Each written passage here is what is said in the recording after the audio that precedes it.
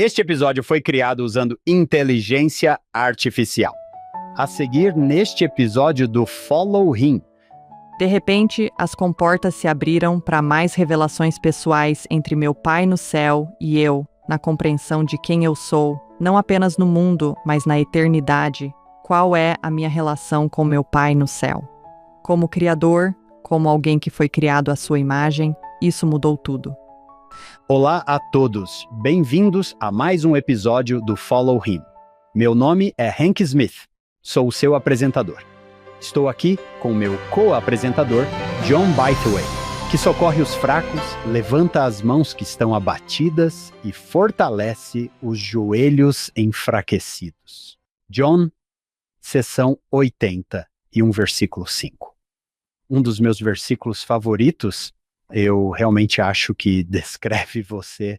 Não, eu aspiro a tudo isso, mas às vezes fico aqui sentado falando sobre fazer isso. Sim, é isso mesmo. E nos sentimos bem. É isso que fazemos e depois voltamos às nossas vidas. John, hoje temos a companhia da nossa amiga, doutora Eva Weitzman. Eva, bem-vinda de volta. É ótimo estar de volta. Obrigada pelo convite. Eva, temos sorte de ter você aqui. Agradecemos por ter aceitado o nosso convite. Agora, John, Eva, estamos nas sessões 81 a 83. Hoje. John, quando você pensa, tudo bem, temos Missouri e Ohio, ambos estabelecidos, mas não tão antigos assim. A igreja tem apenas 2 anos neste momento. O que você acha que está acontecendo com esses santos? Há algumas coisas temporais que eles estão tentando entender. Como já falamos, eles tinham expectativas mais altas sobre o que encontrariam quando fossem para Missouri. Um dos sermões, em uma frase, é aquele versículo que acho que dá nome à lição. A quem muito é dado, muito é exigido. É um daqueles que se aplicam hoje, se aplicavam naquela época. Podemos ver como isso se aplicava ao que lhes foi dado aqui mesmo, nessas sessões. Isso mesmo. Eva, conforme você preparou, para onde você quer nos levar? Bem, estou animada para falar um pouco sobre essa estrutura em evolução da igreja, o papel dos convênios na preparação espiritual e temporal, mas também quero falar sobre vários contextos. Quero falar não apenas sobre o contexto da América do século XIX, mas também sobre o nosso contexto atual, como interpretamos isso em uma igreja global. Além disso, quero compartilhar um pouco da minha experiência como mulher na igreja, como vivencio algumas das conversas que estão ocorrendo agora sobre essas revelações iniciais, principalmente com líderes homens. Uau, isso é maravilhoso e adorei isso. Trazer essa perspectiva. É importante lembrar como tudo isso é novo. Já discutimos isso muitas vezes, John, com nossa perspectiva, olhando para trás com 200 anos de experiência. Algumas das coisas que eles estão fazendo, algumas das coisas com as quais estão lutando, e nos perguntamos, qual é o problema? Isso vai dar certo, mas eles não sabem disso. Não consigo imaginar o estresse de ter esses 2 centros religiosos tão distantes e não poder se comunicar, como o Senhor está ajudando-os a mitigar isso. John, Eva se juntou a nós no ano passado. Lembro-me de ter entrado em contato com Eva porque ouvi sua devocional na BYU. Ouvi a devocional Mulheres e Educação. Um futuro que somente Deus poderia ver para você. Fiquei tão animada que primeiro enviei para minha filha, Madeline, e depois entrei em contato com Eva, esperando que ela pensasse em se juntar a nós, e ela foi muito gentil. Ela aceitou o convite. Acho que dei a ela a lição mais difícil de ensinar no livro de Mórmon, um tópico muito pesado. John, você se lembra como ela se saiu bem? Sim, foram aqueles capítulos em Alma. Talvez uma das cenas mais horríveis em que Alma e a moleque têm que testemunhar o martírio de mulheres e crianças. Sim, lembro-me muito bem disso. É algo muito difícil. Não sei dizer quantas pessoas que conheço pessoalmente vieram até mim e disseram: Eva Weitzman foi incrível. ela deu vida a esses capítulos para mim. Eva, as expectativas são altas. Não sei o que dizer, mas Oh, sem pressão. sim, você fez isso a si mesmo. Sim, obrigado por isso. Sim. Estou ansioso por isso. Agora, incentivamos todos a participar. Colocaremos o link nas notas do programa. E voltem e ouçam os episódios da Eva, de Alma 13 a 16. Mas, John, pode ser que algumas pessoas não tenham ouvido a Eva no ano passado. O que sabemos sobre ela? Ela ainda é membro, sabemos disso? Sim, em boa posição. Eva Weitzman é diretora do Ballard Center for Social Impact, na BYU Marriott School of Business. É divertido ler isso. Ela é especialista em planejamento estratégico e inovação baseada em evidências. Seu trabalho se concentra nos setores público e sem fins lucrativos que buscam melhorar os resultados públicos por meio da gestão baseada em dados.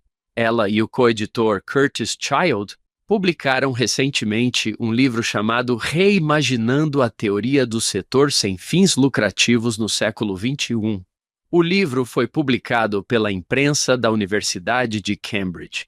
Estamos animados por tê-la conosco, pois ela trará uma perspectiva que considero perfeita para este tema. Eva, obrigado mais uma vez por ter vindo. Estou realmente ansioso para percorrer estas secções consigo. Em comparação com algumas das outras lições que tivemos, não há muitos versículos para cobrir. Isso pode ser bom, embora eu tenha a sensação de que eles se expandem. Realmente se aprofundam. São 37 versículos no total, distribuídos pelos 3 capítulos. Os capítulos 81 e 83 são muito curtos, com 7 e 6 versículos cada. Mas há muito o que discutir aqui. Sim. Vamos começar com o manual Vem e Segue-me. Eis o que diz. Como John mencionou, a lição se intitula Porque a quem muito é dado, muito é exigido. Eis o início. Em março de 1832, o senhor chamou Jesse Gause para ser conselheiro de Joseph Smith, na presidência do Sumo Sacerdócio, agora chamada de Primeira Presidência. A seção 81 é uma revelação ao irmão Gause sobre seu novo chamado. Mas Jesse Gause não serviu fielmente, então Frederick Williams foi chamado para substituí-lo.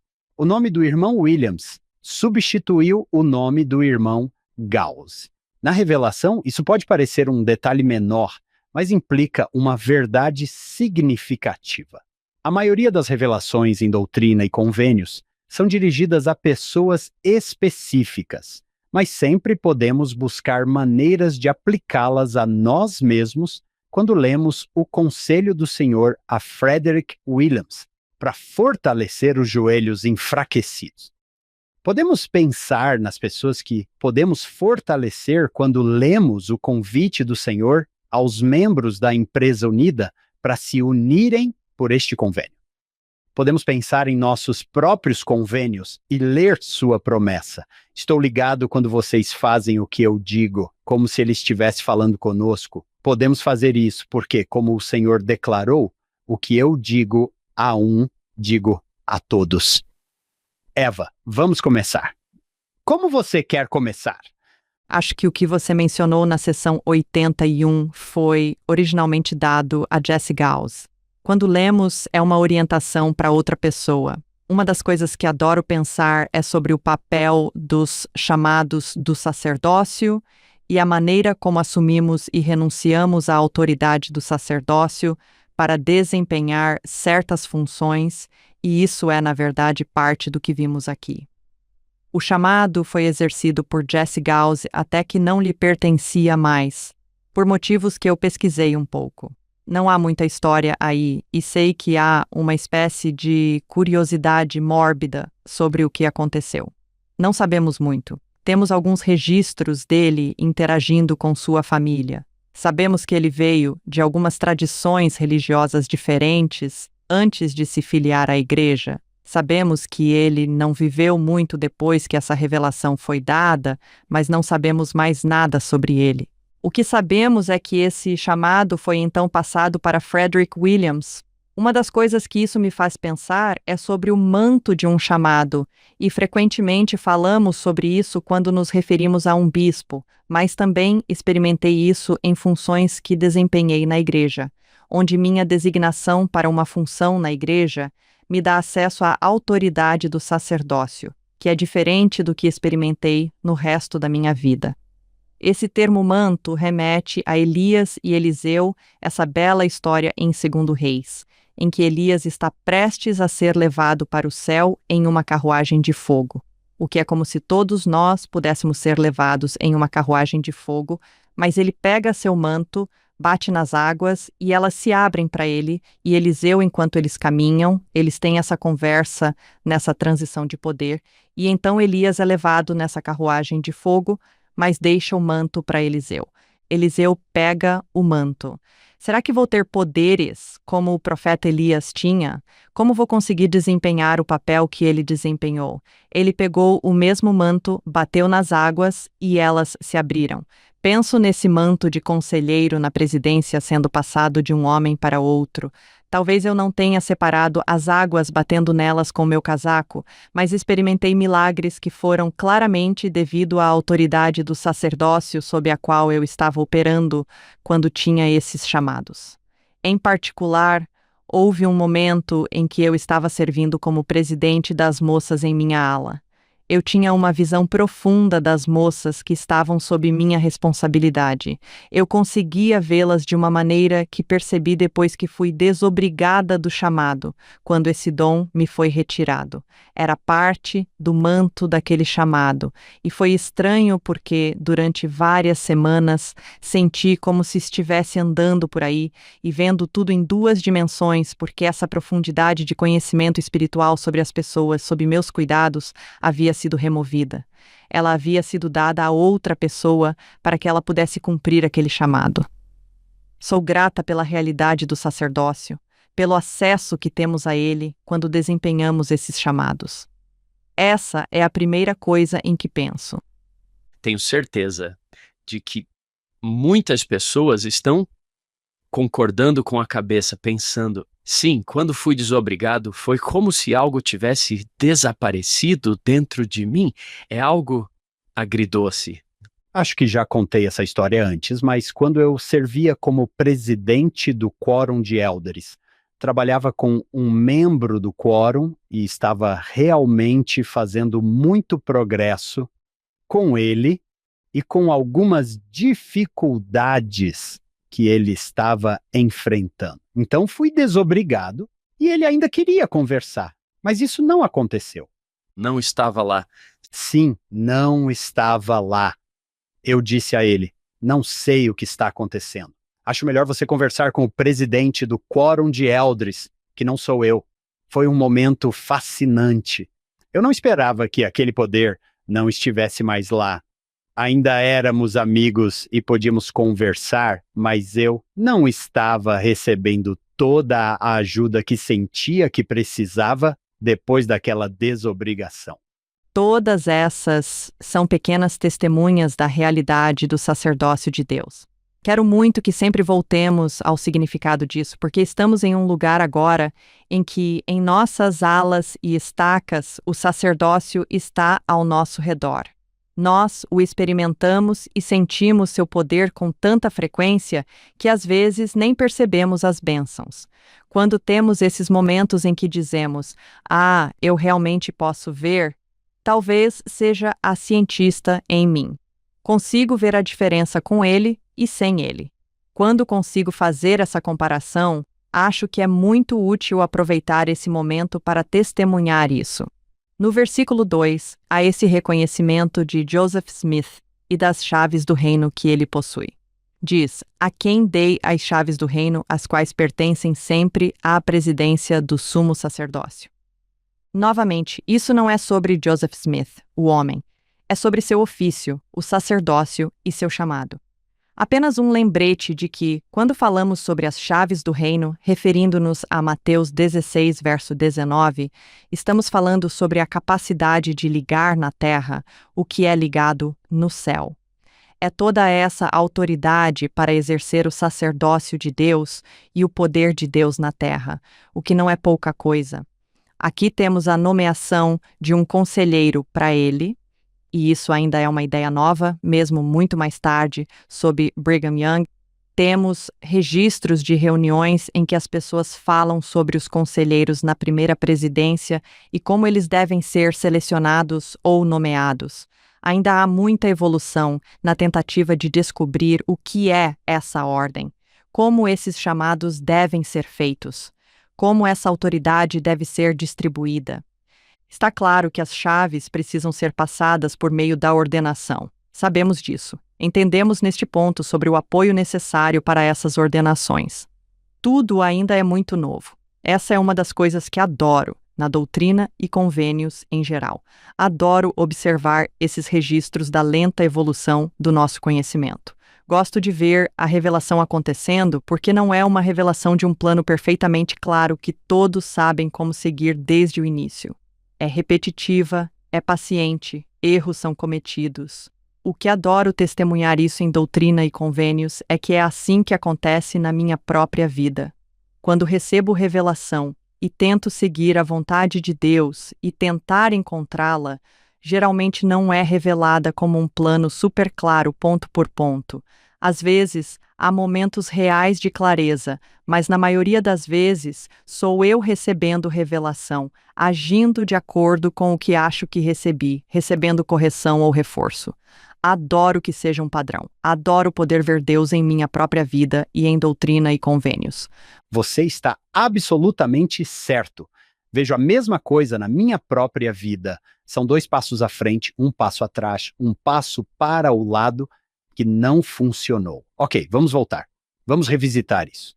Não é linear, é desleixado, é um pouco confuso. Pode ser um pouco confuso quando, no versículo 3, novamente falamos sobre Joseph Smith e seu papel como profeta. Portanto, em verdade, eu o reconheço e o abençoarei, e também a ti, na medida em que fores fiel nos conselhos, no ofício que te designei, em oração sempre. Eu amo isso, em voz alta e em teu coração, em público e em particular também em teu ministério e na proclamação do Evangelho e o na terra dos vivos e entre teus irmãos. Adoro essa ideia de ser fiel em um conselho, adoro as partes sobre estar sempre em oração, em voz alta e em seu coração, em público e em particular também em oração, em seu ministério, proclamando o Evangelho. Acho isso também bonito, mas acho que uma das partes fundamentais aqui é ser fiel no conselho,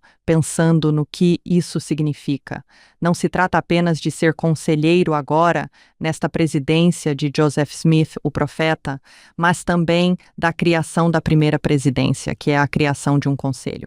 Aprendemos, basicamente, a partir deste ponto, que os conselhos são uma parte importante de como a igreja é governada. Não sei se apreciamos plenamente que isso não é apenas uma estrutura organizacional que reúne as pessoas certas em uma sala para ter uma reunião. Um conselho é diferente de uma reunião. Ele tem uma função diferente e, na verdade, tem uma estrutura e um propósito diferentes. Temos muito material agora em nosso manual de instruções da igreja sobre conselhos, e sinto que este é um dos lugares onde estamos vivendo o que está descrito em D&C quando tentamos entender o que é essa estrutura. Em 1979, houve algumas revelações muito interessantes para toda a igreja sobre a criação de conselhos de área e algumas novas estruturas, mas mesmo nos últimos anos, tivemos mudanças na forma como devemos participar dos conselhos na sociedade de socorro e no quórum de elders. Essa é uma mudança em relação às abordagens anteriores em que você ia e recebia instruções do Evangelho. A maneira como sempre pensamos sobre essas reuniões, quando nos reunimos como homens ou mulheres no quórum de elders ou na sociedade de socorro, é que somos convidados a sentar em conselho uns com os outros. Se você olhar o manual, ele fala sobre passar os primeiros minutos após a oração em conselho uns com os outros sobre as necessidades da ala. Isso está na seção 4 do Manual Geral da Igreja. Para quem estiver super animado para conferir o manual, eu realmente recomendo, porque há muito material lá sobre o que isso significa e como realizar um conselho. Se você estiver na versão eletrônica, há um pequeno link para instruções adicionais sobre conselhos, mas também sobre como isso se parece em nossas lições. Gostaria de ler esta parte porque acho muito interessante. As reuniões do Quórum de Elders e da Sociedade de Socorro de domingo devem incluir, isso agora está na parte após o conselho de 5 minutos, tempo suficiente para instrução significativa do Evangelho e discussão sobre as mensagens recentes da Conferência Geral, mas o Quórum de Elders ou a Sociedade de Socorro não são uma aula ou uma lição. Temos um trabalho a fazer. Fazemos mais do que apenas falar sobre esse trabalho. Em vez disso, nos reunimos em conselho e promovemos ações justas, ações que nos ajudarão a progredir no caminho do convênio. Bem, isso está em sentar-se em conselho, que é mencionado no manual geral. Não é o manual em si, são algumas instruções adicionais sobre isso. O que entendo disso é que ser fiel no conselho não é apenas uma instrução aqui para um conselheiro na primeira presidência, mas é, na verdade, parte dessa revelação contínua sobre a natureza da igreja e nosso papel nela. Os membros veem isso particularmente na Sociedade de Socorro e no Quórum de Elders, onde não devemos apenas sentar-nos em conselho formalmente durante os primeiros 5 minutos após a oração, mas também durante o que tradicionalmente consideramos a lição, devemos sentar-nos em conselho para decidir como agir com base no que estamos aprendendo nessas aulas. Isso é maravilhoso. Eles usaram a frase exata. Temos um trabalho a fazer. Penso em Moroni. Deus tinha um trabalho para mim. Penso no tema do quórum do sacerdócio de Arão. Sou um filho amado de Deus e ele tem um trabalho para mim. O trabalho não é realizar reuniões. O trabalho de salvação, conforme articulado no novo manual, é viver, cuidar, convidar, unir, o que é uma ótima maneira de dizer isso. Viver o Evangelho de Jesus Cristo. Cuidar dos necessitados, convidar todos a virem a Cristo e unir as famílias para a eternidade. É isso que aconselhamos. Como levamos adiante a obra de salvação? Obrigado por salientar isso. É realmente lindo. John, você se lembra quando a irmã Reina Aburto esteve conosco? Acho que foi na Páscoa passada. Ela nos ensinou sobre os conselhos dos quais participou como membro da presidência da Sociedade de Socorro Geral. Foi espetacular ouvir suas histórias. Você se lembra que ela estava sentada em uma reunião? Ela ficava se desculpando com o Elder Bednar por estar demorando tanto. Ela disse: "Eu tinha uma página inteira de anotações e tentei abordar apenas 1 ou 2 assuntos. Desculpe. E você se lembra que o Elder Bednar a interrompeu e disse: "Irmã Aburto, você não precisa se desculpar. Quero ouvir tudo o que você tem a dizer." Você se lembra? Ela disse. Tudo bem. Ela contou tudo.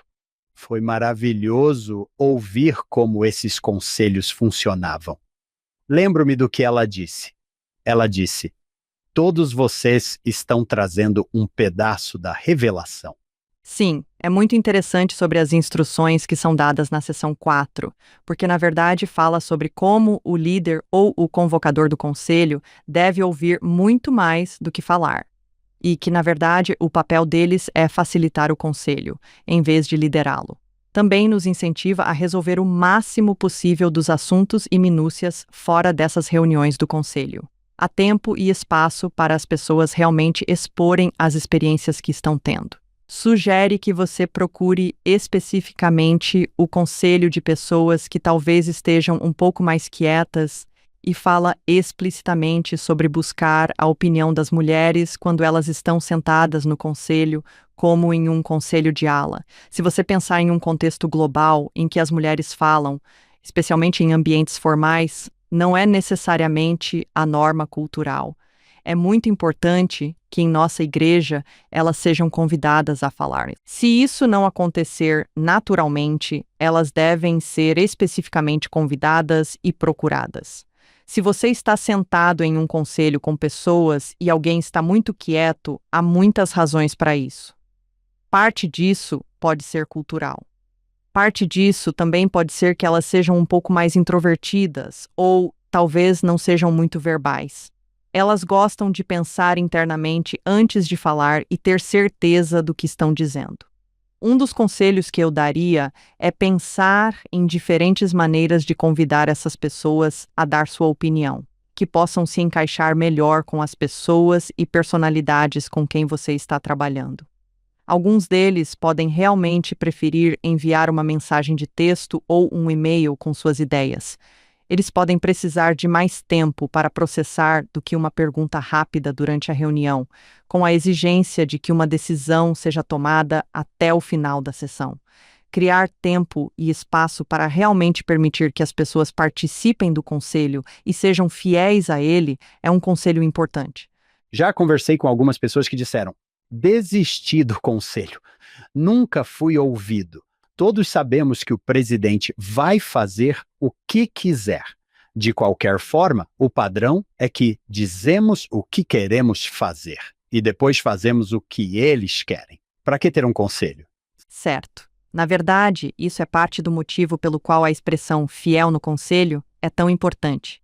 Porque não se trata de uma revelação ao profeta Joseph Smith dizendo: "Ei, ouça o conselheiro que eu lhe dei."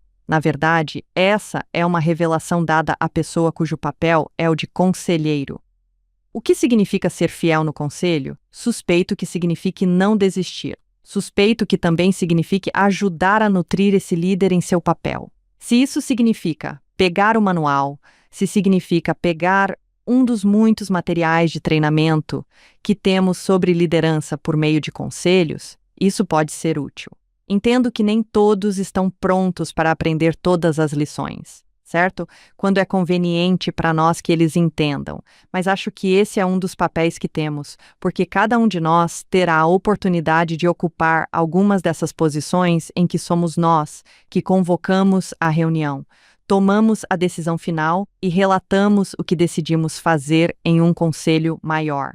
Esse é o padrão. Normalmente não queremos ter pessoas fiéis no conselho para nos ajudar a cumprir a medida desse chamado. Muitas vezes esse chamado parece tão grande e tão pesado.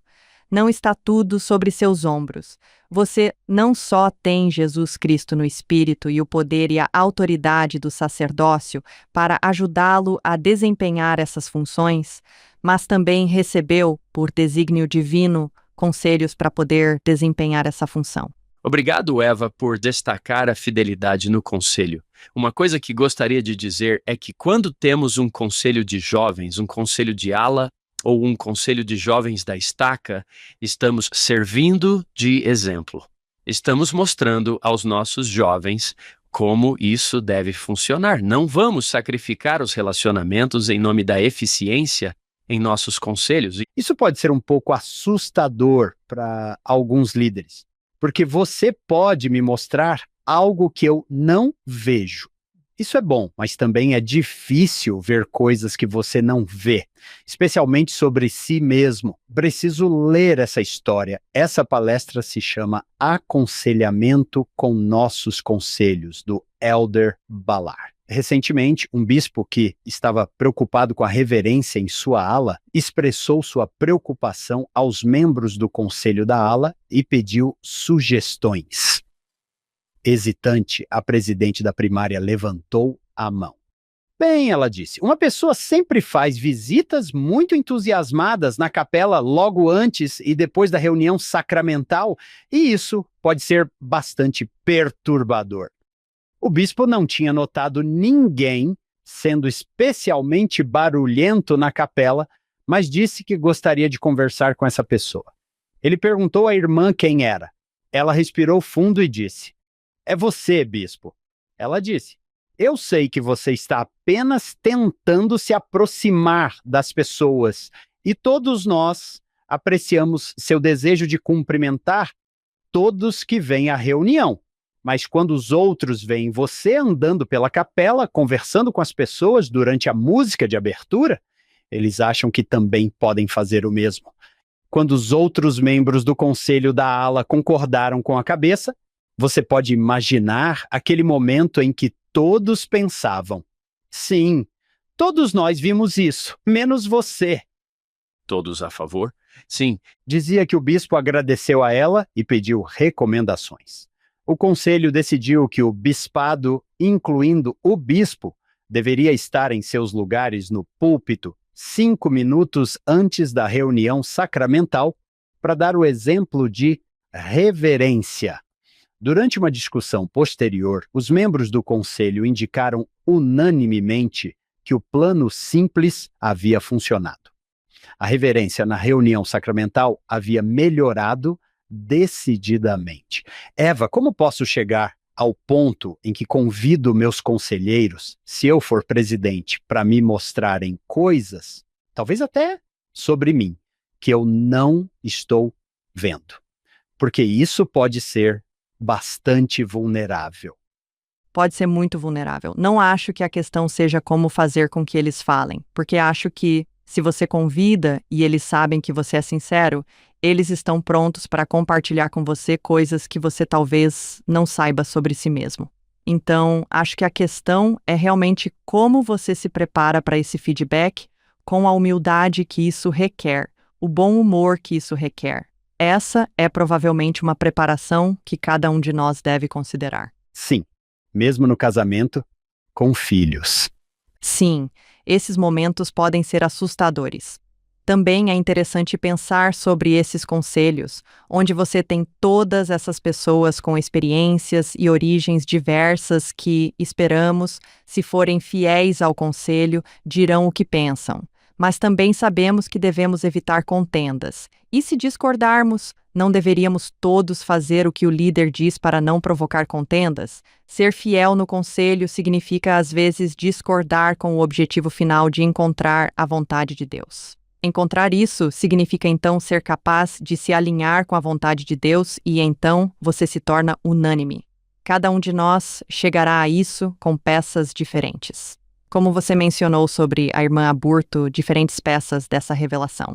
Precisaremos da voz de todos para sermos capazes de encontrar a verdadeira vontade de Deus para nós.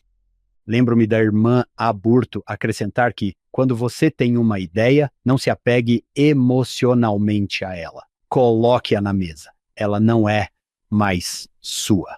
Posso ver isso acontecendo, especialmente comigo. Esta é a minha ideia. É muito boa e então o conselho não a aceita. Fico ofendido. Fico incomodado porque não foi assim que o Senhor queria que fosse. Talvez eu devesse discutir isso com ele. Acho que esse é um conselho fantástico, porque muitos dos desafios surgem quando você pensa: minha maneira é a única maneira certa, ou minha maneira é melhor, ou minha maneira é um reflexo de mim como ser humano ou do meu valor. Se conseguirmos nos separar disso, ficamos magoados se você não segue nosso conselho. Mas se conseguirmos nos separar disso, realmente nos envolver no trabalho, realmente nos envolver em tentar encontrar a vontade de Deus. Os conselhos precisam usar as ferramentas que temos à nossa disposição para fazer isso também. Estamos jejuando juntos? Estamos orando sinceramente, não apenas para abrir a reunião, mas para buscar a orientação e a vontade de Deus? Está claro o que estamos aconselhando em nossas reuniões? Às vezes, são apenas um resumo do calendário da ala para a semana, e isso pode ser feito por e-mail. Precisamos uns dos outros para conversar e aconselhar sobre o bem-estar das pessoas e em nossas alas. Quando você está focado nisso, quando está focado no trabalho, é mais fácil separar as ideias pessoais de nós mesmos, porque o que nos importa é se estamos alcançando o bem-estar das pessoas sob nossos cuidados. Sim, maravilhoso. Quando eu era bispo, chamávamos isso de conselho virtual da ala, coisas que estavam na agenda. Estávamos constantemente em um grupo de mensagens de texto, trocando mensagens entre nós. Nosso objetivo era que, quando estivéssemos realmente sentados juntos no conselho, Pudéssemos conversar, como Eva disse, sobre o trabalho, pudéssemos conversar sobre as pessoas, como elas estavam. É importante lembrarmos que se trata de conselhos, não de reuniões. Às vezes, quando pensamos em termos de reuniões, pensamos na eficiência dessas reuniões. E isso significa algo. Significa passar por muito material muito rapidamente. Os conselhos têm um padrão diferente. Não acho que os conselhos tenham a ver com eficiência nesse sentido. Acho que os conselhos têm a ver com obter a riqueza da experiência que está na sala e a riqueza da revelação que está na sala, à medida que cada pessoa traz sua percepção e sua revelação que recebeu através do Espírito como uma oferta. O foco está nas pessoas e no trabalho. Então, uma reunião eficiente é diferente de um conselho eficaz. Passamos o tempo todo em reuniões. É assim que as empresas funcionam, como as organizações sem fins lucrativos funcionam, como os governos funcionam. Eficiência é tomar decisões rápidas, mas o que buscamos é tomar decisões completas. É diferente. Sim, eu nunca tinha percebido isso. Algo que sempre esteve lá. Conselho da ala versus reunião sacramental, duas coisas diferentes. O que devemos fazer a seguir, Eva? Eu dirijo ao Centro Ballard para o impacto social. O nosso lema é faça o bem melhor. Quando vejo no versículo 4, fazendo essas coisas que trarão o maior bem aos teus semelhantes, fico atenta, porque é isso que nós fazemos. Queremos servir, queremos fazer o melhor possível. Quando penso no meu trabalho no governo e em organizações sem fins lucrativos, é isso que estamos tentando fazer. É o maior bem para nossos semelhantes. Esse é o objetivo de tudo isso. Quando o Senhor diz, ao fazer essas coisas, você fará o maior bem ao próximo. Novamente presto atenção e também promoverei a glória daquele que é nosso Senhor. Mais uma vez, o versículo 4 é como: preste atenção. O que está acontecendo aqui? Estamos prestes a receber uma fórmula para fazer o maior bem. Isso nos leva diretamente ao versículo 5. Portanto, seja fiel. Permaneça no cargo que eu lhe designei, socorra os fracos. Levante as mãos que estão abatidas e fortaleça os joelhos enfraquecidos. Esta é uma descrição do que é o maior bem. Quero destacar isso por um minuto, porque daqui a pouco falaremos sobre a Firme Unida. Falaremos sobre alguns dos negócios da igreja na época, algumas das coisas operacionais e temporais que a igreja está realizando. Temos muitas instituições no mundo atualmente. Temos governos, temos empresas, temos muitos objetivos diferentes para essas coisas. Talvez você esteja criando uma cidadania pacífica que possa funcionar de maneira eficaz. Os governos ajudam nisso. Talvez você esteja em um negócio. Aparentemente, um negócio tem como objetivo gerar lucro. Nós geramos riqueza. Distribuímos riqueza por meio dessas coisas, mas essas coisas não são o bem maior. Não é esse o nosso objetivo aqui. Não é para isso que esta instituição foi criada. Esta instituição foi criada para socorrer os fracos, para levantar as mãos que estão abaixadas e fortalecer os joelhos enfraquecidos. No versículo 4, quando fala sobre fazer o bem maior, e depois fala sobre promover a glória dele. Quem é o seu Deus? Vamos lembrar isso em Moisés 1:13-49.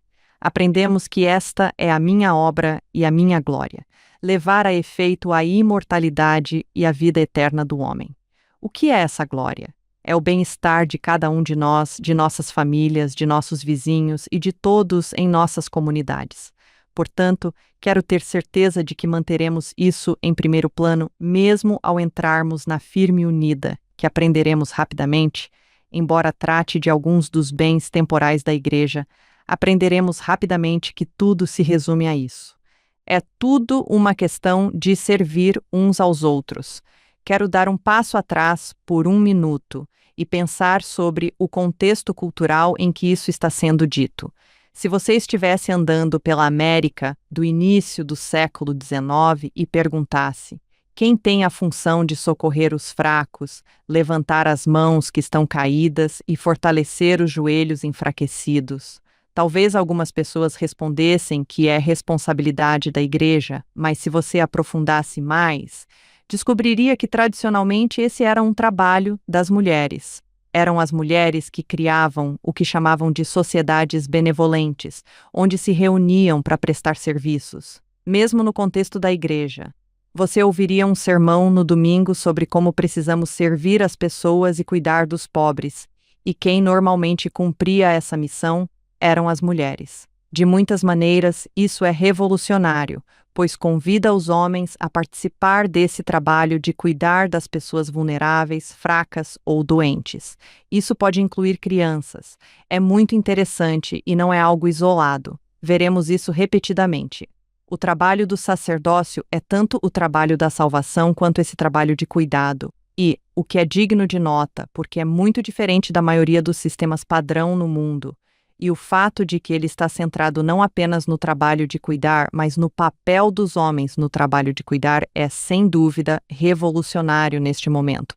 Isso não é algo que se saberia sem o contexto. Sim, É verdade. esse era um trabalho feminino, mas a forma como é abordado aqui concentra-se especificamente nas funções do sacerdócio, no sacerdócio, nas responsabilidades e nos chamados do sacerdócio. Costumamos falar sobre a obra da salvação como a obra do sacerdócio. Isso é obviamente verdade. Nos últimos anos, com o surgimento de mais informações sobre os bens da igreja, falando da firme unida, sobre a qual falaremos na sessão 82, mas dos bens da igreja e da riqueza da igreja, algumas dessas informações foram tornadas mais públicas e houve um pouco de discussão pública sobre isso. Uma das críticas ou perguntas que as pessoas costumam fazer é: por que a igreja tem toda essa riqueza? Por que não está fazendo mais trabalho humanitário com ela? Com todo esse dinheiro, poderia estar fazendo muito mais coisas boas no mundo se gastasse toda essa riqueza. Adoro a resposta de Sharon Neubank a isso. Ela, é claro, é diretora de serviços humanitários da Igreja de Jesus Cristo dos Santos dos Últimos Dias.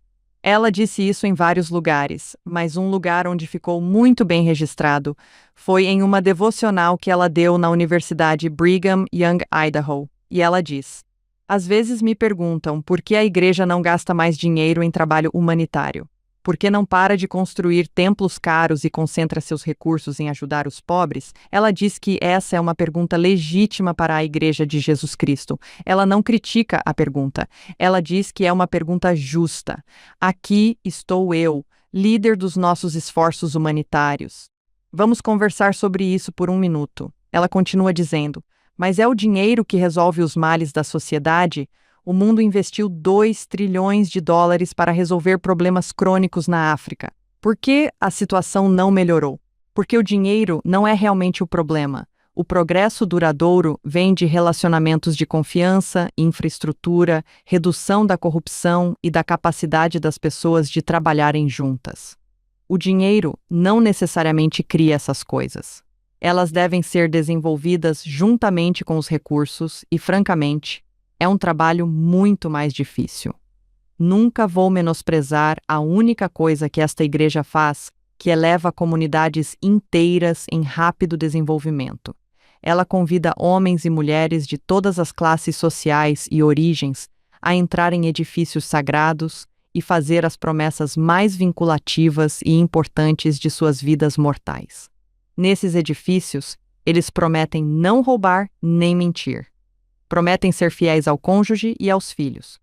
Juram que buscarão o bem dos vizinhos, serão pacificadores e se dedicarão à ideia de que somos todos uma família, todos valorizados e iguais perante Deus. Se essas promessas feitas em templos sagrados forem cumpridas, o maior desenvolvimento caritativo do planeta será as pessoas se unirem a Deus e agirem com sinceridade. Portanto, graças a Deus que a igreja constrói 335 templos e esse número continua crescendo. É o maior sistema de combate à pobreza do mundo. A coisa mais importante que você pode fazer como humanitário é cumprir seus convênios com Deus. É o mesmo trabalho. E é isso que vemos repetidamente quando nos empenhamos em nossos esforços no Ballard Center para ajudar a tirar as pessoas da pobreza. Não é algo em que você entra e paga para fazer. Na maioria dos casos, a pobreza é, na verdade, um colapso da sociedade, das redes sociais e das pessoas com quem você pode contar. É a ausência de uma família a quem você pode recorrer em momentos difíceis e a ausência de uma comunidade com a qual você pode contar para intervir quando sua família não pode. Isso é o que é a pobreza. Não se trata apenas de uma quantia em dinheiro ou de um salário. Trata-se mais da capacidade de ter acesso a uma comunidade. Quando pensamos nos convênios que aprendemos no templo, pensamos não apenas nas maneiras de doar nossa riqueza e nossos bens, mas também nas maneiras de criar comunidades baseadas em convênios. É isso que realmente vai levar adiante todos os objetivos humanitários que temos. Portanto, não se trata de duas obras separadas. Não é o trabalho temporal de ajudar os pobres e os necessitados, e, depois, o trabalho espiritual da salvação. São uma e a mesma coisa. Percebi em Isaías, na segunda parte de Nef 12 ou Isaías 2, falando sobre o templo. Diríamos que Isaías diz: venham para a montanha da casa do Senhor. Aprenderemos os seus caminhos, andaremos nas suas veredas e, em seguida, veja a analogia que ele faz. Ele diz que aqueles que vão ao templo transformam suas espadas em arados e suas lanças em podadeiras. Penso em arados e podas que alimentam as pessoas. Estou cultivando alimentos. Entro com uma espada, entro com uma arma de destruição e saio com um arado, uma arma de produção. O mesmo acontece com uma lança e um podão. Será que Isaías está dizendo a mesma coisa que a irmã Eubank disse e que você está dizendo, Eva, que um templo cria, esperamos, alguém que sai e quer abençoar vidas, quer tirar as pessoas da pobreza? Dessa forma, um templo é um bom investimento em alimentação, porque as pessoas deveriam sair prontas para alimentar outras pessoas. Tudo se concentra no ministério. Temos essas ideias de servir em lugares distantes, porque vemos imagens do grande sofrimento que está acontecendo ao redor do mundo. Isso é verdade. Há muito sofrimento no mundo e é preciso trabalhar para aliviá-lo. Incentivamos nossos alunos a realmente começarem em sua própria rede para identificar as pessoas que conhecem, amam e se importam, que estão lutando contra algo, para ministrar a elas por meio do serviço, para aprender com elas quais são os desafios que estão enfrentando.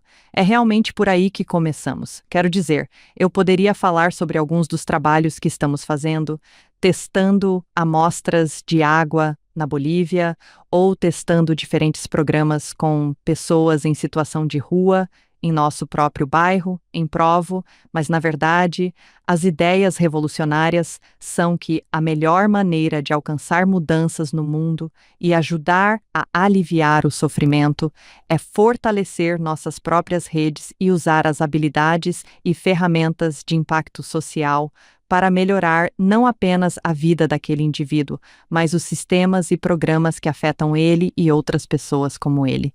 Então, começamos com se todos fizessem isso, se todos realmente compreendessem o poder de ministrar para aliviar a fome, a pobreza e a guerra no mundo, não estaríamos doando enormes quantias de dinheiro para organizações que esperamos que façam algo em um lugar com o qual não temos conexão. O que faríamos é garantir que estamos conectados com as pessoas, que estamos amando as pessoas, que estamos trabalhando com elas, permitindo que nos digam o que precisam e construindo essas soluções em torno delas. Eu poderia falar sobre projetos legais nos quais nossos alunos estão envolvidos e grandes organizações. Nós temos tudo isso, todos os grandes nomes. Estamos envolvidos com eles, mas isso não é o cerne do que ensinamos. O cerne do que ensinamos é que você resolve esses problemas começando com o ministério. Bem ao seu redor. Eu estava pensando em Alma, o velho, nas águas de Mormon, e enquanto o batismo tinha a ver com os outros. Você chorará com aqueles que choram. Você consolará aqueles que precisam de consolo. Vocês estavam se tornando o povo de Deus, mas estavam se tornando parte de um grupo em que precisariam olhar ao redor e ver como poderiam ajudar ou ministrar, como você disse. Uau, Eva, você pensa como C.S. Lewis. O livro Cartas de um Diabo para Seu Aprendiz, que vocês dois conhecem, é onde um demônio está realmente escrevendo sobre como arruinar um ser humano, afastá-lo de Deus. Antes de citar Cartas de um Diabo para Seu Aprendiz, você realmente precisa entender o contexto. Sim, Este é um demônio dizendo a outro demônio: é assim que você vai derrubar esse cara. Direcione a malícia dele para os vizinhos mais próximos, com quem ele convive todos os dias. Empurre a benevolência dele para pessoas distantes que ele não conhece. A malícia se torna real e a benevolência, em grande parte, imaginária. Exatamente. Um dos programas que realizamos no Ballard Center é o que chamamos de Ballard Labs, e é lá que testamos todos os modelos que ensinamos para garantir que eles realmente funcionem. Eles podem realmente alcançar o tipo de mudança de que falamos em elevar as pessoas e servi-las em suas vidas. Inicialmente, atribuímos aos alunos a questão da fome. Vamos trabalhar nesse problema. Vamos nos concentrar em nossos novos laboratórios, que vão se concentrar na fome. Os alunos começaram com uma abordagem bastante tradicional. Começaram a estabelecer relações com organizações que estavam envolvidas com a fome em populações que passavam por essa situação, construindo essa colaboração. Bem, rapidamente decidimos que, antes de irmos muito longe com essa abordagem, o que realmente tínhamos feito era começar no lugar errado, porque nosso próprio modelo nos ensina que devemos começar com uma pessoa e que deve ser alguém da nossa própria rede. Chegamos aos laboratórios e dissemos: descartem o plano com o qual começamos, porque vocês não estão próximos o suficiente desse problema. A maioria de vocês, estudantes, não conhece ninguém que esteja passando por dificuldades com a fome. Vocês estão se conectando da maneira tradicional, mas estamos tentando testar nossos próprios modelos. Esqueçam a questão da fome por um minuto. Nestes laboratórios, neste contexto, o que queremos que vocês façam durante esta semana é que saiam para a vossa rede de contatos e encontrem alguém que esteja passando por dificuldades e identifiquem quais são os desafios e problemas dessa pessoa. Queremos que vocês usem todas as ferramentas que ensinamos sobre sistemas de mapeamento e compreensão da lógica de um problema, mas queremos que apliquem isso a esses problemas que estão dentro da vossa própria rede de contatos. O que foi muito bonito foi que os alunos voltaram. Alguns dos alunos que eram os críticos mais fervorosos dessa mudança voltaram e contaram histórias sobre pessoas de suas próprias redes. Descreveram os desafios que essas pessoas enfrentavam. Muitas vezes era assim: eu converso com esse amigo regularmente e parte do motivo pelo qual converso com ele regularmente é que ele frequentemente precisa processar esse problema que está enfrentando e esse momento difícil que está passando, mas nunca me ocorreu entrar nesse espaço com ele e ajudá-lo a superar isso. Usando todas essas ferramentas que aprendi sobre como resolver problemas sociais, os alunos que eram os maiores críticos dessa abordagem de se concentrar na própria rede, focando em uma abordagem muito mais ministerial, descobriram que podiam realmente ver grandes problemas sociais a partir do ponto de vista dessa pessoa que amavam, porque amavam essa pessoa.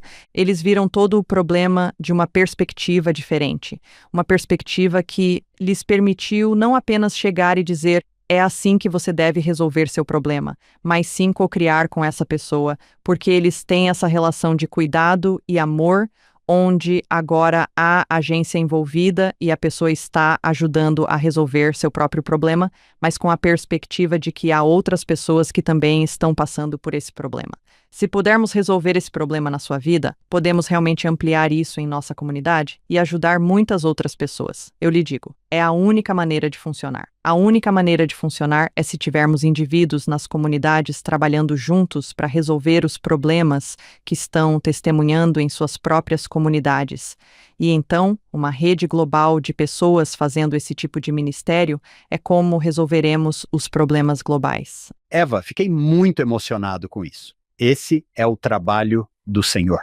Socorrer os fracos, levantar as mãos que estão abatidas e fortalecer os joelhos vacilantes.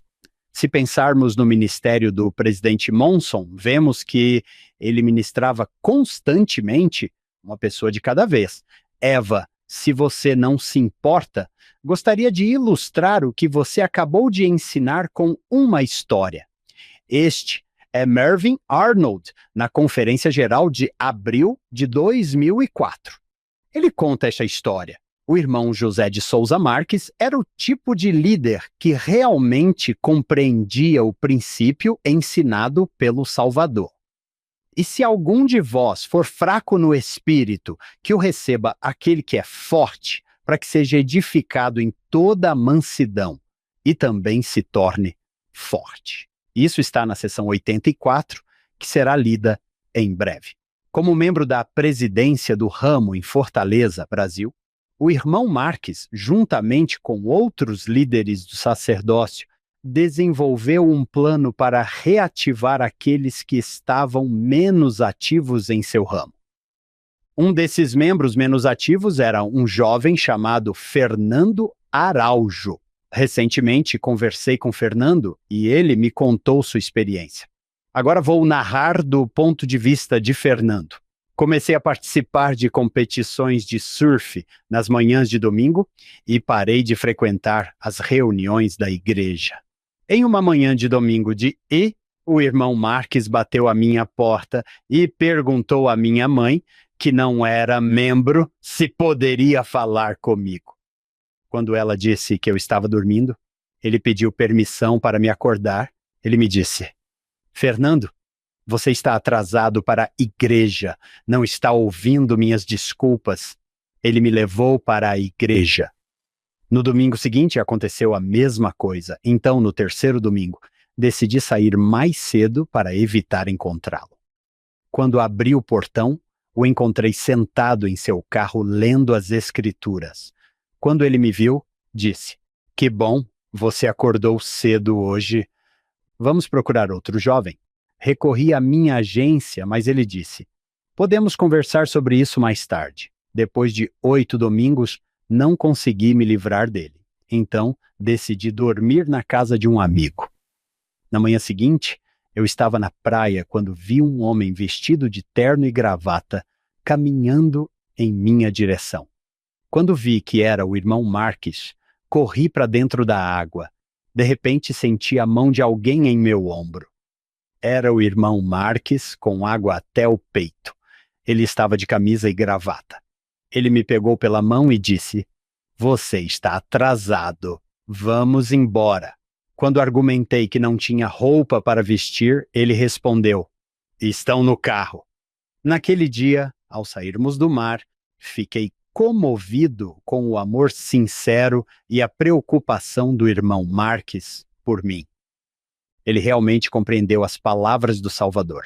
Buscarei o que estava perdido e trarei de volta o que foi expulso. Curarei o que está ferido e fortalecerei o que está doente. O irmão Marques não se limitou a me dar uma carona para a igreja. O quórum se certificou de que eu permanecesse ativo.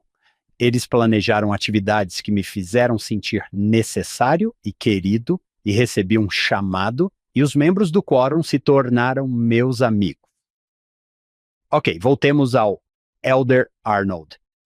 Após sua reativação, o irmão Araújo serviu em uma missão de tempo integral, foi bispo, presidente de estaca, presidente de missão e representante regional. Sua mãe viúva, 3 irmãs e vários primos também foram batizados. Não acho que estamos defendendo a ideia de caçar pessoas, mas deixe o Espírito guiá-lo ao ministrar a cada um individualmente. É possível sentir claramente o amor dele nessa história. Sim, Eva, já estamos com você há algum tempo e dissemos que seriam sessões curtas, mas não cumprimos isso. O que fazemos agora? Essa foi a estrofe 5.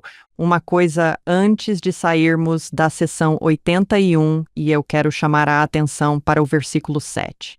Isso é uma separação. Alguém está recebendo um chamado e está sendo separado. Essa bênção termina com as palavras alfa e ômega. Para mim, isso é uma conexão real, e com outras ocasiões em que o Senhor invoca seu papel como autor e consumador da obra, não é algo normal que eu ouço quando acabo de ser separado. O contexto que isso traz, se você olhar para todos os outros lugares onde ele fala sobre si mesmo como alfa e ômega, é o comissionamento de profetas. É o estabelecimento de Sião. É a advertência do julgamento. É a oferta da salvação. Esses são os tipos de contextos em que ele invoca esse conjunto específico de nomes, o que nos convida a olhar para aqueles 7 versículos mais uma vez e perguntar: quais são os grandes conceitos que o Senhor está realmente compartilhando conosco aqui? Dado que ele está invocando esse nome, ele revelou o propósito desse chamado.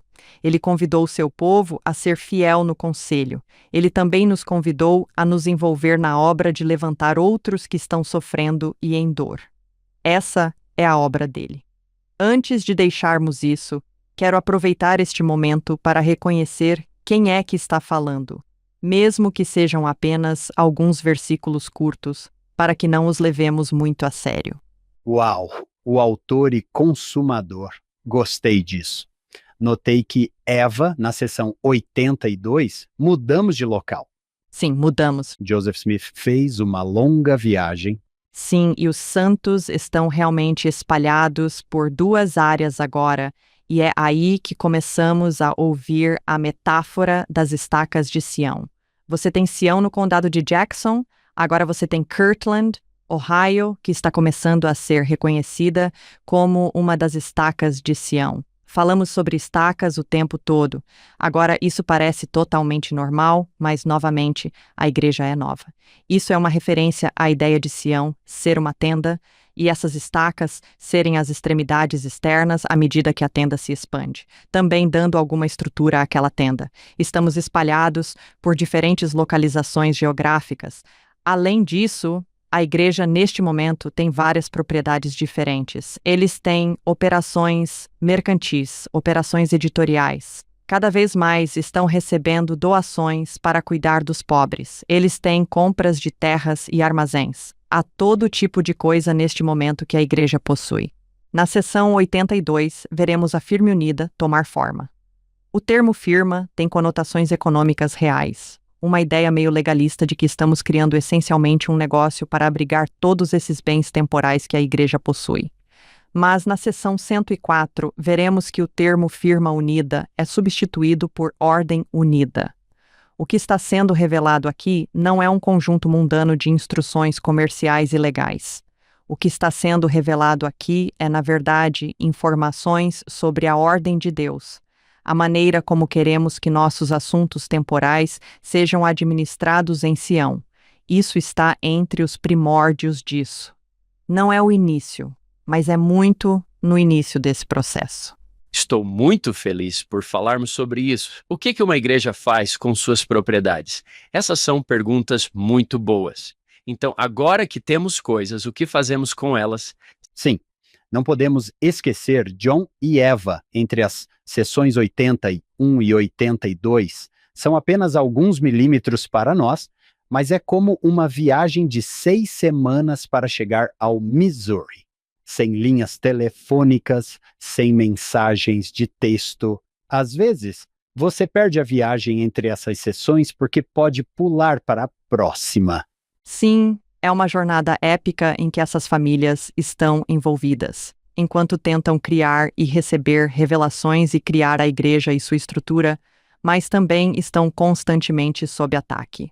Elas estão sendo instruídas de maneiras muito específicas. Comprem isso, não comprem aquilo, transfiram essa propriedade para cá. Mas, por outro lado, não está claro qual é o propósito de tudo isso. Pai Celestial, está claro que você nos orientou a adquirir essas coisas. Por quê? O que faremos com elas? Este capítulo é realmente cíclico, pois começa e termina mais ou menos no mesmo lugar e não é realmente onde você esperaria que fosse, especialmente se formos falar sobre a propriedade da igreja. Ele começa e termina com as ideias de perdão e julgamento em particular, perdão e julgamento no que se refere um ao outro. Não o julgamento de Deus sobre nós, mas sim a maneira como lidamos com as falhas uns dos outros e com as nossas próprias falhas. Isso é algo interessante em termos de estrutura. A outra coisa é que esta seção está repleta de referências textuais internas. São quase como notas de rodapé. Não estou falando das notas de rodapé que são adicionadas durante o processo de indexação. Um pequeno A, B, C. Não estou falando disso. Estou falando de palavras ou frases que são conexões com outras escrituras que aprofundam nossa compreensão do que está sendo referenciado nesses versículos. O que veremos é que isso nos leva constantemente de volta aos ensinamentos de Jesus Cristo no Novo Testamento, especialmente suas parábolas sobre mordomia. Ok, estou animado, quero ver isso. Tudo bem. Começamos no versículo 1. Em verdade vos digo, meus servos, que, assim como perdoastes uns aos outros as vossas ofensas, assim também eu, o Senhor, vos perdoo. Isso, obviamente, reitera os preciosos ensinamentos de Cristo sobre sermos perdoados dos nossos pecados e que isso é algo que Ele tornou possível para nós. Mas também se refere a ter bom ânimo, pois os seus pecados estão perdoados. Eu te perdoo, você está perdoado, o que nos lembra a história contada em Mateus, Marcos e Lucas sobre a pessoa que não podia andar. Ele é levado a Jesus com a intenção de curar seu corpo. O que Jesus faz, em vez disso, é perdoar seus pecados. Então todos ficam tipo, isso é blasfêmia, é sábado. Quem é você para perdoar pecados? De tantas maneiras, Cristo está incomodando as pessoas ao declarar esse perdão. Eu, o Senhor, te perdoo. É isso que está sendo dito aqui também. Mas há também esta parte adicional. Assim como vocês perdoaram uns aos outros as suas ofensas. Isso não está necessariamente explícito aqui, mas isso, e alguns versículos adiante, me lembra também a mulher apanhada em adultério, que é levada a julgamento pela sua comunidade, basicamente, e todos estão ao redor dela e querem saber o que Jesus vai fazer. Temos provas de que ela pecou. O que você vai fazer? Todos apontam o dedo para ela e, claro, ele diz, essencialmente, quem de vocês está livre de pecado? Eu deixarei que vocês a punam, que para esse pecado era apedrejada. Quem estiver livre de pecado, que atire a primeira pedra. E claro, todos reconhecem que não são perfeitos e vão embora, e ele olha para ela e diz, onde estão seus acusadores? Vá e não peque mais. E veremos essa frase aparecer em alguns versículos também. Vá e não peque mais. Mas essa ideia da relação entre perdoar os outros e deixar de julgar, reconhecendo que o julgamento não é nosso, é do Senhor, é uma base importante que ele está estabelecendo desde o primeiro versículo. Assim como vocês perdoaram uns aos outros as suas ofensas, assim também eu, o Senhor, perdoo vocês. Quero lembrar a todos que o perdão não significa absolver a outra pessoa. Não significa que o dano não ocorreu e não significa que está tudo bem termos sido magoados, mas significa que limpamos nosso próprio vaso por meio do perdão. Vamos falar um pouco sobre consagração e, em última análise, essa é uma parte importante do templo e há um momento no templo em que temos a oportunidade de orar por outras pessoas cujos nomes foram listados nas listas de oração. Você pode acessar o site da igreja e aprender sobre as listas de oração da igreja, onde as pessoas podem listar e enviar nomes. Você pode fazer isso eletronicamente, você também pode fazer isso dentro do templo. Você escreve os nomes das pessoas pelas quais está preocupado ou pelas quais deseja orar. No site da igreja, diz que, à medida que os membros participam das ordenanças do templo, eles se reúnem em um círculo de oração e unem sua fé em nome das pessoas. Há um momento no templo em que você se prepara para participar de um desses círculos de oração para orar por essas pessoas necessitadas que foram listadas nos registros da igreja, muitas vezes por seus familiares, amigos ou membros da comunidade. há um momento em que você realmente precisa fazer uma autoavaliação e perguntar a si mesmo: estou guardando rancor de alguém que possa estar orando aqui neste círculo comigo? Meu coração está limpo? Na verdade, comecei a pensar sobre isso para mim mesmo. Estou limpo no círculo de oração quando há algo entre mim e outra pessoa que eu preciso conversar e resolver, ou preciso encontrar perdão em meu coração. Normalmente é ambas as coisas. Envolve sempre algum nível de perdão e de desapego. É isso que nos é convidado aqui no início deste conjunto de versículos cíclicos que, como veremos, se centra na ideia de consagração, que é um dos mais elevados convênios que fazemos no templo. É muito interessante que comecemos por aí, limpando o nosso próprio vaso através do perdão. A primeira coisa é perdoar os outros. Eva, adoro o círculo de oração claro. John, talvez você precise me ajudar aqui, mas acho que isso vem quase diretamente do Sermão da Montanha, onde o Senhor diz: se você vier ao templo e for fazer uma oferta, mas lá você se lembrar que tem algum ressentimento por alguém. Ele disse: deixe isso. Vá se reconciliar. Sim, vá se reconciliar com seu irmão e depois volte e ofereça sua oferta. Temos isso de Jesus e de Eva. Duas testemunhas. Duas testemunhas disseram que o círculo de oração estava limpo. Adorei. Isso também tem ecos de D&C 64. Eu, o Senhor, perdoarei a quem eu perdoar, mas de vocês é exigido a perdoarem a todos os homens. Normalmente paramos por aí, mas continua dizendo que vocês devem dizer em seus corações: eu amo isso porque são instruções do tipo: isso é o que você deve fazer. Em vez disso, vocês devem dizer em seus corações: deixe Deus julgar entre mim e você e recompensá-lo de acordo com suas ações, como se o julgamento não fosse meu, mas do Senhor. Vou deixar isso passar, mas é muito interessante que isso venha primeiro.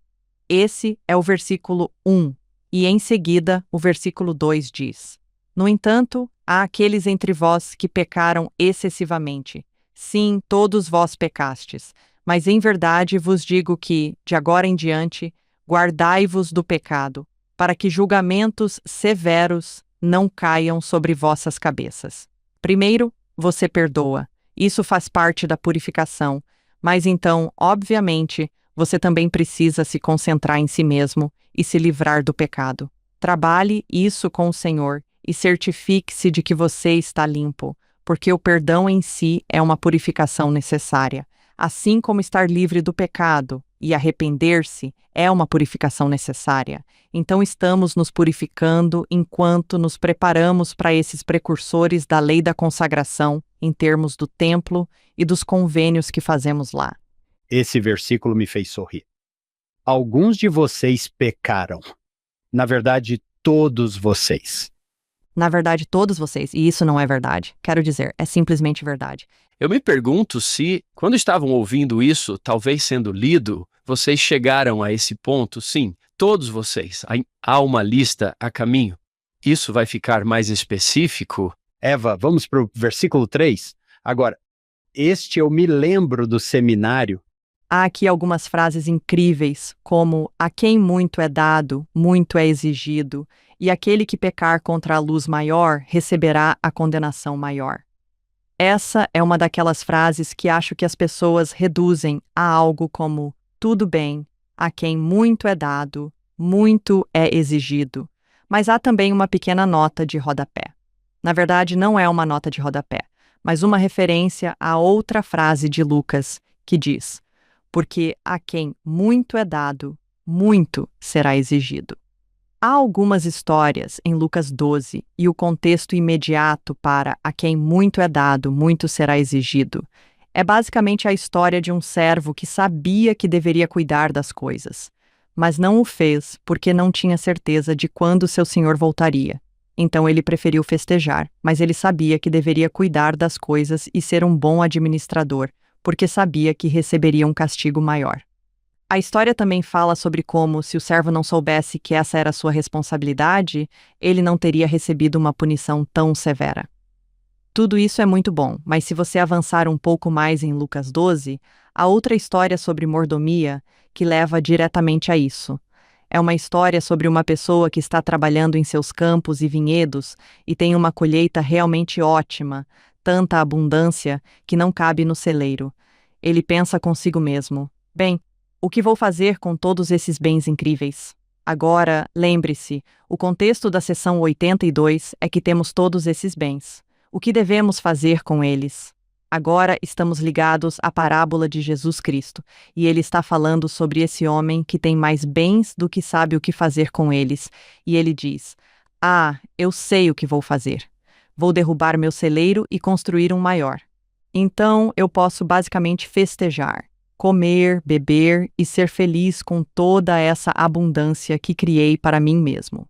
Então, na parábola, o Senhor diz: ha, ha, ha. A piada é sua, porque ele morre naquela noite. Acabou. Você não pôde levar nada disso com você, certo? Falamos sobre não poder levar nada com você. Bem, essa é uma dessas circunstâncias, mas no final, o que aprendemos com Jesus Cristo ao falar sobre essa parábola é que ele diz essencialmente que você deveria ter usado todos esses bens para abençoar a vida dos outros, porque você não poderia levar nada consigo. E a ideia de que você deveria apenas acumular mais bens para si mesmo não é como ser um bom administrador das coisas com as quais você foi abençoado. Quanto mais mandamentos e convênios você tem à sua disposição, mais responsável você é por esses convênios perante Deus. Mas se você expandir um pouco essa parábola que Jesus Cristo conta, que também é mencionada nesse mesmo conjunto de histórias.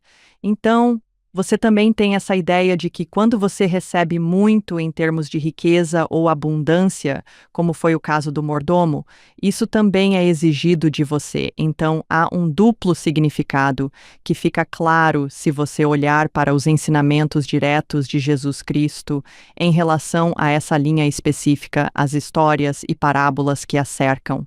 Esse cara fala com sua alma. Eu digo a minha alma. Essa é a minha favorita. Vamos festejar, certo? Eu quero fazer isso o tempo todo. Sim, fazemos a mesma coisa.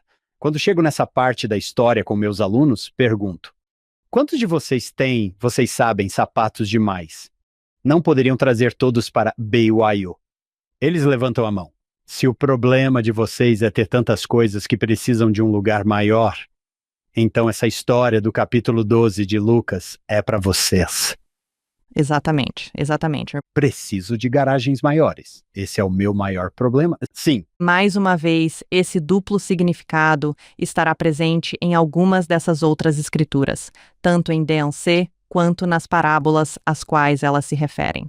O duplo significado, novamente, é que temos convênios e obrigações espirituais, mas também temos bênçãos e responsabilidades temporais. Precisamos levar esse duplo significado conosco ao continuarmos essas escrituras. Vamos passar para o versículo 4. Vós invitais meu nome para revelações, e eu vô-las dou. E na medida em que não guardais minhas palavras que eu vos dou, torna-vos transgressores e sujeitos à justiça e ao julgamento da pena que está fixada em minha lei. Isso se refere ao que acabamos de falar no versículo 3, onde é como se vocês tivessem me pedido esses novos mandamentos, esses novos convênios. Vocês querem essa revelação, vocês pediram por ela, mas esses mandamentos e convênios vêm com obrigações. Se vocês não cumprirem essas obrigações, então estarão sob uma condenação ainda maior. Não conheço uma única pessoa que não tenha grandes perguntas sobre o Evangelho, como ele funciona, por que as coisas são de uma maneira e não de outra, ou se esta é uma maneira temporária de a igreja funcionar, ou uma maneira eterna. Temos todo tipo de perguntas. E muitas vezes pedimos mais revelações. Há um convite aqui no versículo 4 para realmente reconhecermos as revelações que já recebemos, para valorizá-las, compreendê-las e vivê-las plenamente antes de estarmos prontos para receber revelações adicionais. Às vezes, quando faço uma pergunta ao Senhor, me pergunto se Ele está dizendo: você tem certeza de que quer a resposta para isso? porque você invoca o meu nome para receber revelação, eu te darei. Mas se você não seguir adiante, haverá penalidades impostas pela lei. Às vezes me pergunto se o Senhor não retém a revelação, não porque não quer dar, mas porque sabe que eu não vou agir. Também acho que, em alguns casos, as estruturas que sustentam esses convênios e mandamentos precisam ser fortes o suficiente para mantê-los.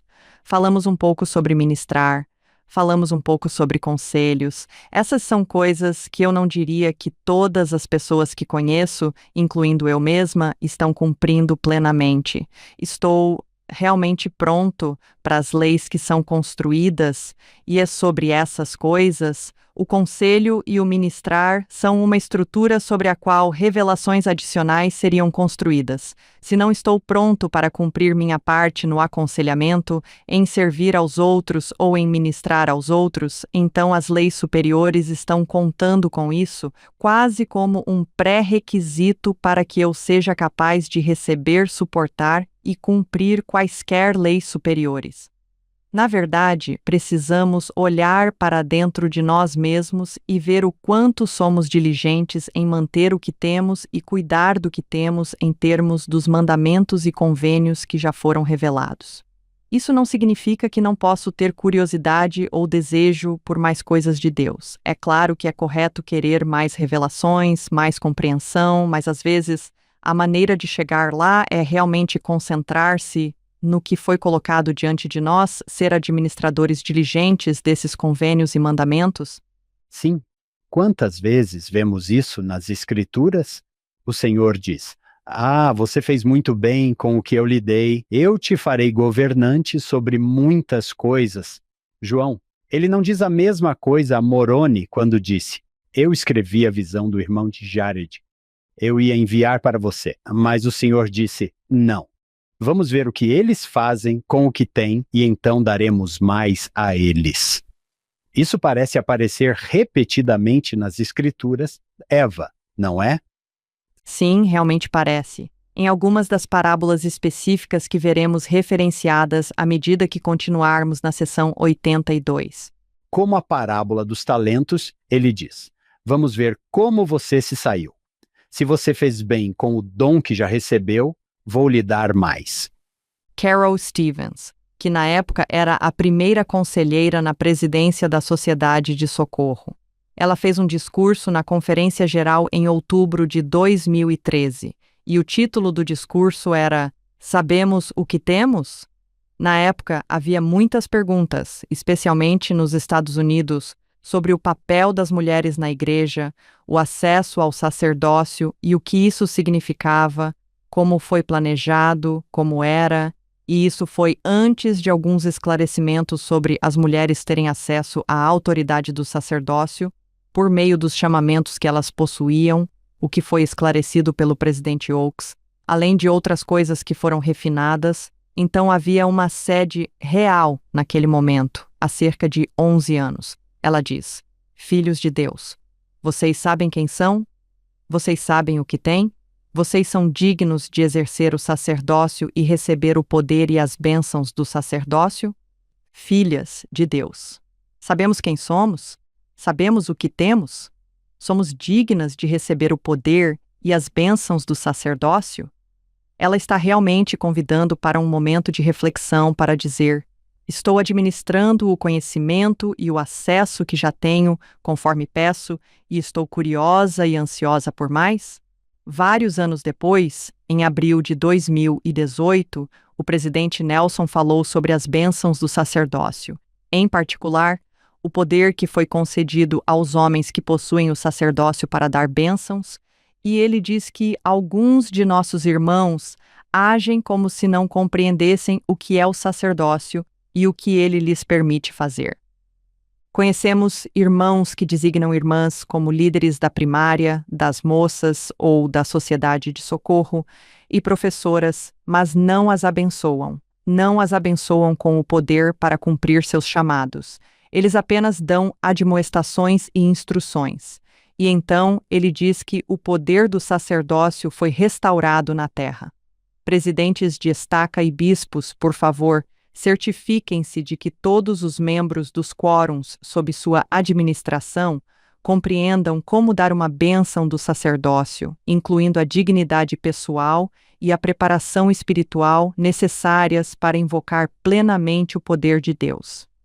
Isso agora está fora do contexto das mulheres e seu acesso ao poder e à autoridade do sacerdócio. Agora, isso também se dirige diretamente aos homens, perguntando: vocês sabem o que têm e estão usando esse poder que lhes foi concedido? Sei que John não sabe. Eu sei. John tem dificuldade com isso. É um problema real, todos nós podemos ver isso. Uma vez vi um vídeo de alguns jovens que foram questionados. O que aconteceu quando vocês foram designados para sua vocação? Nem todos, mas alguns deles responderam: eu realmente não sei, espere, isso aconteceu? Isso é uma coisa que acontece? Não é engraçado como, só porque fazemos isso com frequência, acabamos esquecendo a gravidade, a natureza milagrosa dessa imposição de mãos? Quando falamos sobre a seção 81, falamos sobre o manto de um chamado e o poder e a autoridade que vem com ele. Só porque acontece com frequência não significa que não seja magnífico e glorioso reservar um momento para realmente viver plenamente as bênçãos que temos, para que não vivamos abaixo dos nossos privilégios dessa forma. Particularmente com nossos jovens. O elder Neil Maxwell deu um discurso chamado A Geração Emergente, em 1985. Ele disse que se nossos jovens estiverem muito desapontados com a obra de Deus, eles estarão mais propensos a ficarem desapontados com o mundo. E então ele se referiu especificamente aos rapazes. Ele disse: na prática, quantas presidências de quórum de diáconos e mestres consistentemente em chamar alguém para fazer uma oração ou distribuir o sacramento? Irmãos, esses são espíritos realmente especiais. Eles podem fazer coisas significativas se tiverem uma chance. Adorei. Isso se aplicaria a todos nós. Todos nós. Sim, para os bispados que estão ouvindo. Nós amamos vocês. Nós amamos vocês. Nós sabemos. Sabemos que vocês estão fazendo tudo o que podem. Lembro-me de conversar com um bispo uma vez. Ele disse que eles querem que passemos mais tempo com os jovens, mas tudo no manual diz que isso deve ser feito por um membro do bispado. Todas as questões relacionadas aos adultos devem ser encaminhadas a um membro do bispado. Tudo bem, Eva, do que devemos fazer? O que devemos fazer a seguir? Os próximos versículos são um pouco assustadores, então 5 e 6. Portanto, o que digo a um, digo a todos: vigiem, pois o adversário espalha seus domínios e as trevas reinam, e a ira de Deus se acende contra os habitantes da terra. Então, continuando no versículo 6, quero enfatizar um pouco isso. Ninguém faz o bem, pois todos se desviaram do caminho. Lembrem-se de que anteriormente íamos aprender como fazer o maior bem. Agora, essa condenação de que ninguém faz o bem. Isso realmente destaca a ideia de que as estruturas terrenas estão e estavam quebradas. São sistemas quebrados. Esse sistema que está sendo revelado, mesmo que seja aos poucos, os primeiros membros da igreja estavam tentando descobrir como entender a revelação, como viver de acordo com esses privilégios que lhes estavam sendo concedidos. Essa restauração é necessária porque todas as estruturas terrenas estão quebradas. Nenhuma delas está fazendo o tipo de bem que o Senhor deseja para seu povo. Na verdade, eu seria ainda mais pessoal com isso. As estruturas terrenas têm sido para mim um dos maiores desafios que tenho que desvendar quando percebo as obras de Deus. Coisas como a misoginia internalizada ou o patriarcado, esses sistemas mundanos de poder, esses sistemas econômicos mundanos não são o que Deus tem em mente para abençoar seus filhos. Às vezes pegamos esses outros sistemas, esses outros programas, seja política, economia ou outros sistemas sociais, e interpretamos o que o Senhor está dizendo usando essas lentes que herdamos do mundo, e acho que precisamos ser realmente cuidadosos, porque ninguém faz o bem, pois todos se desviaram E isso meio que ecoa isso. Não escolha nenhum deles. Nenhum desses sistemas é o sistema consagrado ideal que o Senhor está se esforçando tanto para revelar à sua igreja. Ele ainda está tentando revelar isso para nós até hoje e nos ajudar a crescer nesse sistema que Ele está tentando nos ensinar. E esses outros sistemas vão moldar a maneira como percebemos a palavra de Deus e as práticas nas quais estamos envolvidos. É importante retirar essas outras estruturas, colocá-las de lado e ser capaz de realmente acreditar na palavra de Deus, compreender realmente o que Ele está tentando nos ensinar. Para mim, em particular, tive muitas perguntas ao longo da minha vida sobre o meu papel no sacerdócio de Deus. Lembro-me de ter 12 anos, sentada nos bancos da igreja, observando os meninos com quem cresci, distribuindo o sacramento, sendo ordenados para esses ofícios no sacerdócio. Lembro-me do momento em que percebi que isso não era algo que eu iria fazer. Foi realmente fascinante. Para uma criança de 12 anos, essa sensação fascinante de exclusão e de ser deixada de fora, e havia uma dor ali. Essa foi a semente de tantas perguntas que levei para a minha vida adulta. E quando falo sobre essas outras estruturas, uma delas era essa ideia de que se os homens têm, deve ser melhor. Isso contaminou a maneira como eu via o sacerdócio por muito, muito tempo.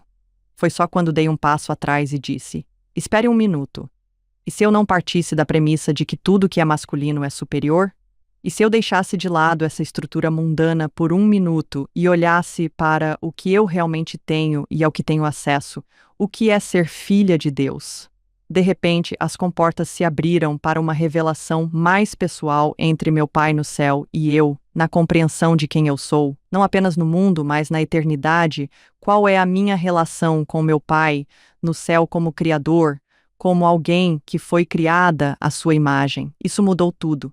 Se eu pudesse dar um presente, seria a capacidade de tirar as escamas dos nossos olhos, essas estruturas mundanas que contaminam a maneira como vemos e ouvimos a palavra de Deus. Bela maneira de interpretar esse versículo. Muito bem dito. Junte-se a nós na segunda parte deste podcast.